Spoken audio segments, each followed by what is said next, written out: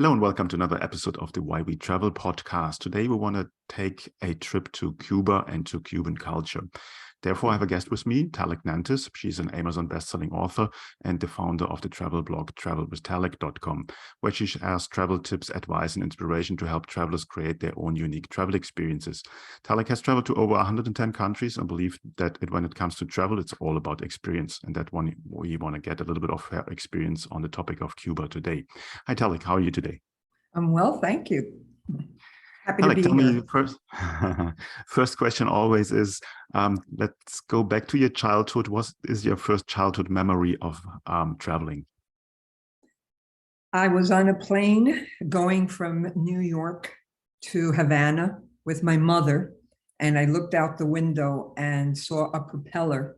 And I asked my mother, "What is that?" And she says, "Oh, that's the plane is flying, and it's going to continue flying until it lands in Cuba, where you can see Grandma." Okay, that's an awesome story. So Cuba topic today, you have a very, as I said, close connection to Cuba. I haven't been there, so I really interesting to learn more about it. Give me a bit of an overview. What is Cuba nowadays? How is it accessible for travelers? Well, I think that the most obvious feature of the country is its natural beauty. Everyone that goes there will tell you that. It's a gorgeous place with miles and miles of coastline, a coastline that if you stretched out the island, by the way, it's the biggest island in the Caribbean. If you stretched it out, it would go from the Caribbean all the way to northern Canada. And it has the city itself, Havana, the capital, has amazing colonial architecture. And due to the embargo with the United States, from the United States, and many other factors, the architecture remains virtually untouched. So you can walk down a street and you might as well be walking down a street in the year 1603. Things are so intact. Much of it is deteriorating, lack of maintenance, but still you can imagine what this place must have been like in its glory days when it was the jewel of the Spanish Empire. Absolutely gorgeous architecture. Then you've got the music. Cuban music is world renowned, and no politics can touch that. And art, they have these amazing art museums. And the city alone, Havana, has 13 very impressive museums. People don't know that. People go to Cuba and they think it's all about dancing and drinking mojitos, and there's a lot of that as well. But some of the art that you see in these museums is very beautiful. And also the religion, the culture itself is fascinating because of the multi-ethnic background that the city has. We've got the original settlers, the Spaniards, and then you have the enslaved Africans that were brought over mostly from East Africa. And they brought with them their food, their music, which contributes to the greatness of Cuban music, and also their religion, which is called Santeria. So you see traces, not traces, you see big, obvious parts of that religion throughout Cuban culture. And actually, I could go on and on, just to say that they have 9 UNESCO World Heritage Sites. People don't know that. There's a lot about Cuba that people don't know, and I love to share it. Obviously, people have seen pictures of Havana, the capital. I think that's the most well-known outside of Cuba. But as you said, it's the biggest island in the Caribbean. What other places are on the island that are definitely worth to go and visit? Okay, well, about 2 hours northwest of Havana is Varadero, which is a resort area. It's very beautiful. It is said to be the most beautiful beach in the world. A lot of countries can make that claim. And it's very easy to get to. You take a bus, you're there. It's a fantastic place to spend time. On the southern part, you see there are 2 very interesting cities. One is Cienfuegos, which was actually founded by the French. It's the only city in Cuba that was founded by French people from Bordeaux and Louisiana. And you see the traces of French culture in the cemeteries with the names on the tombstones, the architecture.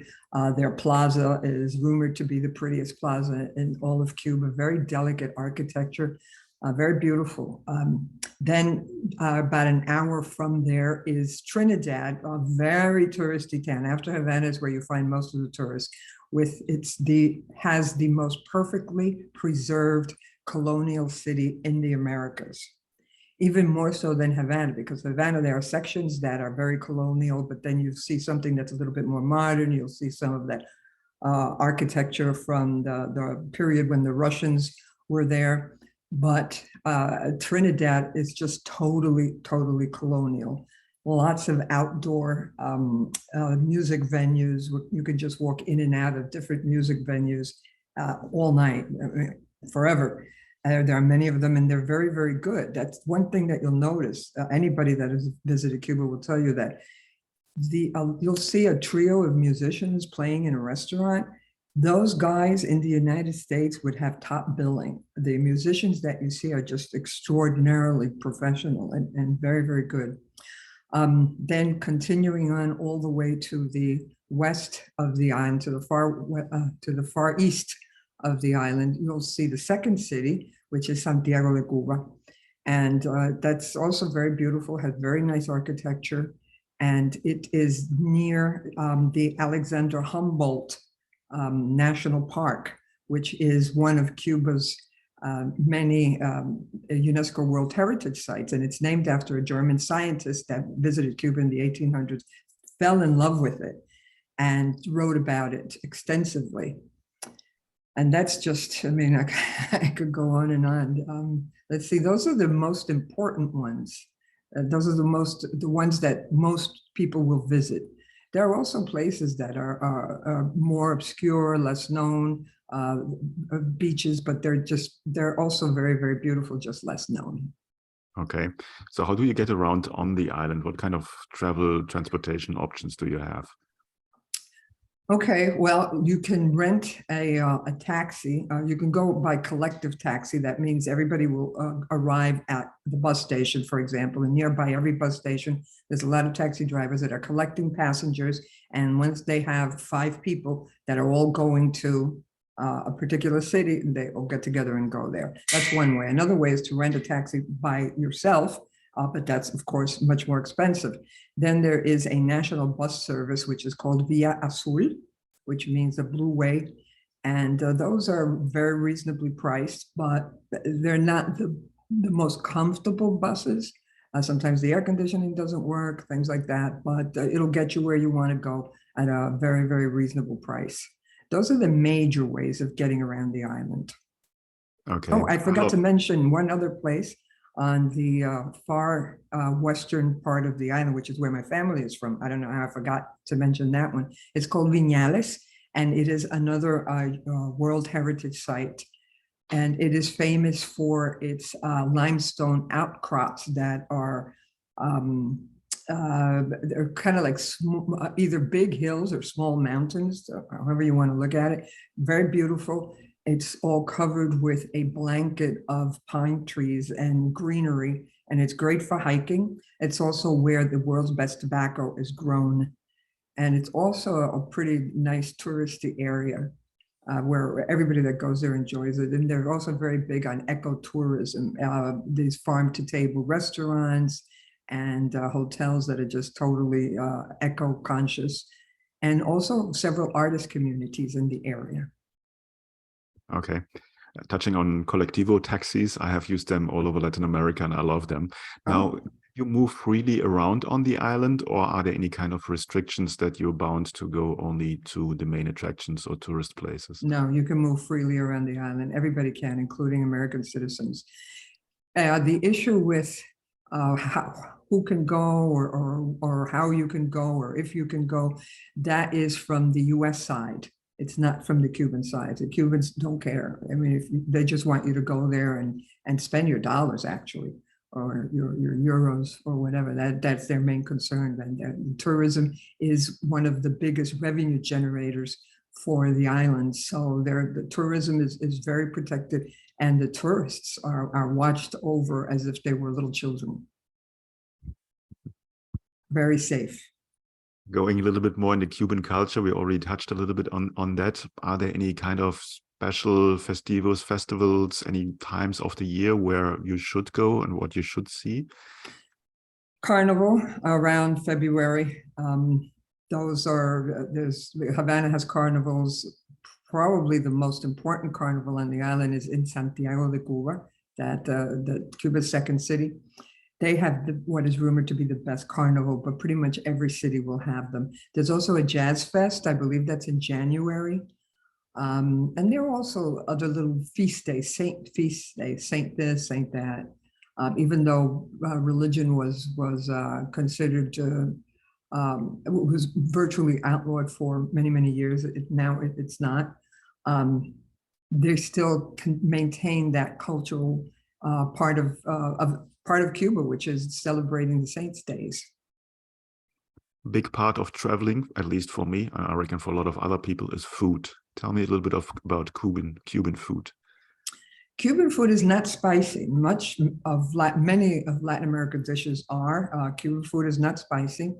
You have all the proteins, the fish, the beef, not as much beef, but certainly fish, chicken, and pork. Pork is a national dish.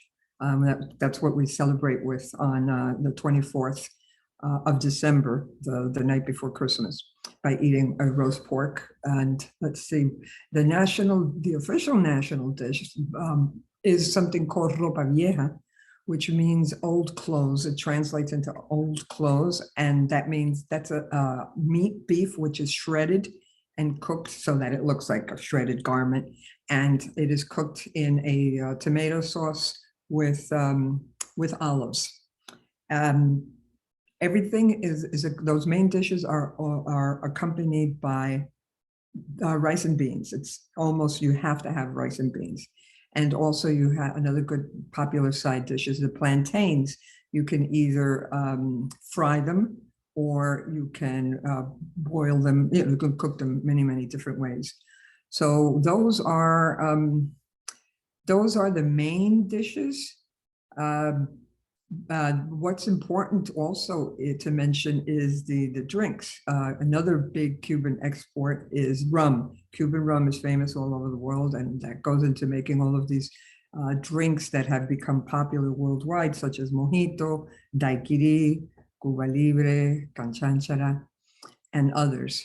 The beer also is cheap and it is good. The two main brands are Bucanero and Cristal, and you can get a nice cold good beer for about the equivalent of $2.50 US. Then there are many restaurants called paladares, which are private enterprise restaurants, and versus government-run restaurants, and those are good. The paladares are good. Some of them are very famous. One of them, called Doña Eutemia, was rated one of the 100 best restaurants in the world a couple of years back. Another one called San Cristobal. That is where Obama went to have lunch when he visited Cuba back in, I believe it was 2017. So there are lots of good restaurants of that type. And then you have street food. There's some tasty street food as well. And then you have the government restaurants, which are just very unappetizing. But you will not go without, you won't go hungry.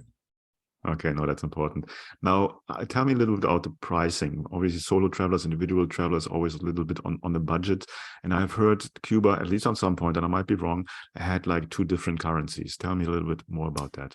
That used to be the case up until about a year and a half ago. They had 2 currencies. One is the Cuban peso, which they still have, and the other one was the CUC, C-U-C, and which means freely traded currency. They scrapped that. That didn't work. So the only currency that they have now is the peso. although the hard currencies such as dollars and euros are readily accepted everywhere. But you don't want to carry these in big denominations. You don't want to walk around with a $50 bill to pay for a meal, because you're going to get your change back in pesos, and pesos are not traded. They're exactly useless outside of Cuba. And sometimes when you leave the country, they won't be able to switch you back to your own home currency. So you don't want to get stuck with, $45 equivalent in Cuban pesos, because it'll only be a souvenir unless you go back at some point. Okay. Now, obviously, I think getting in and out of the country probably through Havana, is that right? Or is there other international airports? Well, that used to be the case. And during the Obama period, that was liberalized, and you could go from several places in the United States, several cities, to several cities in Cuba. During the Trump administration, that was scrapped, and the only place that you could go to was Havana. Now, during the Biden administration, that's opened up again, and it is more similar to the way it was during Obama.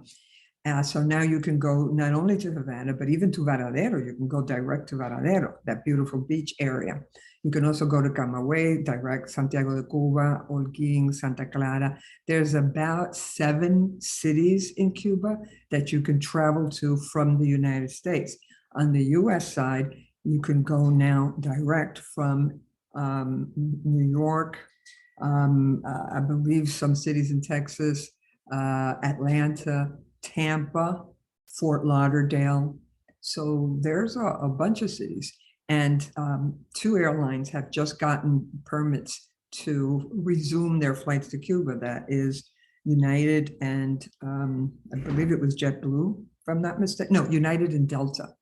JetBlue is already flying there, and American has just announced that they will increase their flights to Cuba to 100 flights a week. So there's a lot of traffic going back and forth. Okay, that sounds that the borders finally have really opened there. What would you recommend as a sort of golden nugget to someone who goes for the first time to Cuba? What should they definitely not miss out on? Wow, there's just so many things. Definitely Havana, of course. Viñales, that I mentioned, where the tobacco comes from. Definitely Trinidad. Definitely Cienfuegos. If you have the time, try to make it to the Alexander Humboldt State National Park, as well as the city of Santiago. But most people that go for like 10 days, maybe 2 weeks. Europeans, because of their vacation times, they have a lot more vacation time than the Americans. They can go for a month. In that case, then do the entire island from Viñales in the west to Santiago in the east. But Americans that generally will have 2 weeks, 10 days, thereabouts, then just stick to the areas that I've mentioned: Viñales, Havana, Varadero, Cienfuegos, and Trinidad. Okay. Tell me, you have a blog where you share travel tips and advice and inspiration. Tell me a little bit more about that. Yes. Travels with Talek. It started in 2016. And the objective originally was to share thoughts while I traveled, because my previous position was international business development professional, and I traveled throughout the world opening markets for US products. So I just wanted to tell people, oh, this is what things are like in China, or look how interesting, I saw this in India. But then it just continued to grow and grow and grow. And then people started asking me, hey, you go to some interesting places, hey, as a joke, like, hey, why don't you take me with you? And then I said, yeah, that's a good idea. Come on. So then I started the tour aspect of this business. And the logical place for me to go was Cuba, because of my connection and my familiarity with the place, and the fact that I am Cuban, which helps. And then also Spain. I opened up Spain, and I just came back from a tour where I took a small group tour, took 12 people to northern Spain, from Barcelona to Santiago de Compostela. and I really enjoyed that. And I worked in China on and off for about 8 years, so I'm very familiar with China. And I had a tour already, all sold out for China, but it was supposed to leave in March 2020, and we know what happened there. So that I had to scrap that because of COVID. But as soon as China opens up, I am going to start those tours again. And next month, December, actually, I have a tour going to Cuba on December 6th, coming back on the 16th, covering those main cities that I mentioned. And I'm really looking forward to that. Okay, you really motivated me to go to Cuba now, which was not on my travel list because there's a ton of other countries, but I definitely. Now. It's unique. That's what Cuba has that other places don't have, because of its history, because of the acrimonious relationship with the United States. It is different. There's no McDonald's there. Any island you go to in the Caribbean is McDonald's, Burger King, Kentucky Fried Chicken, Hilton, Days Inn, for all these. You don't see that in Cuba. In Cuba, U.S. citizens are not allowed to stay in the big hotels because they're owned by the Cuban government. So what you can do is stay in people's homes. The Cubans have opened up their homes to welcome the visitors. So it's just fascinating to go to somebody's house and sit there in their living room and watch Cuban television, and play with the kid, play with the dog, and you're having this experience, this authentic cultural experience with the local people. So things like that you don't see in other places. It's like stepping back in time. It is unique, and definitely put it on your list. Okay, that's definitely a very good tip. Stay with the locals. I always try to do that. Gives you complete different access to culture, to people. So where can people find out more about you and get in touch with you? www.travelswithtalek.com. You can find me on Facebook, Instagram, Pinterest, Twitter. I have a Facebook group for women over 50 that love to travel. So join that. And let's see, where else? Those are the big ones. You can just email me with any kind of questions to find out about my next tour. Subscribe to my website, and if you subscribe, then you get a free travel book, free travel ebook. I will put the links in the show notes, then you're just one click away and people can reach you easily. Talek, thanks so much for giving us a sort of introduction into Cuba and the Cuban culture. I think it was very insightful and should motivate a lot of people to go to this beautiful island. Thanks so much. Thank you for your time. Bye-bye. Bye.